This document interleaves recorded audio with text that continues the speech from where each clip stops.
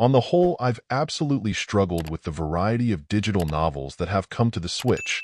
Whether the issue is simply the stories being a bit too cheesy or dull, there being a lack of any interactivity to break up walls of text, or frustration with having no agency at all in their runtime, I still struggle with putting these experiences in the same space as games. What I haven't yet run into is effectively a digital novel adaptation of some of the works of H.P. Lovecraft, and I'll admit that it at least brings something unique to the table, consisting of a small handful of different stories, some shorter than others, that were written at different phases of his lifetime. Each of them is narrated well in a voice generally appropriate to which point in his life they were written.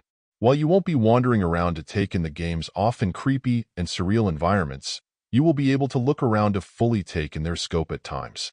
At each step, you'll get a little more of the text, and then you'll be looking for the spot that will take you to the next one. You'll also possibly want to keep an eye out for bits of trivia that help provide background on both Lovecraft and his works, which are generally informative and interesting, but you may not like them interrupting the flow of the narratives. While I applaud bringing something distinctively different to the visual novel space, I do sort of wonder who the likely audience may be. For Lovecraft fans, I'd see this possibly being a bit of a step in the wrong direction, with either their vivid imaginations or how other games have more actively embraced his concepts and themes being better ways to enjoy his works. While perhaps it could attract new fans to the fold, this has always felt like more of a niche crowd who typically has certain expectations for what they'll find in the eShop. Sure, defying expectations could be a good idea, but I could just as likely see it struggling to attract a following with its darker tones.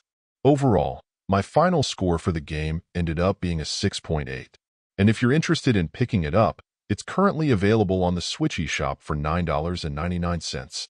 Thank you for taking the time to listen to this review. And if you'd like more information or ideas of indie games worth checking out on Switch, be sure to click on the link provided in the description. Until next time.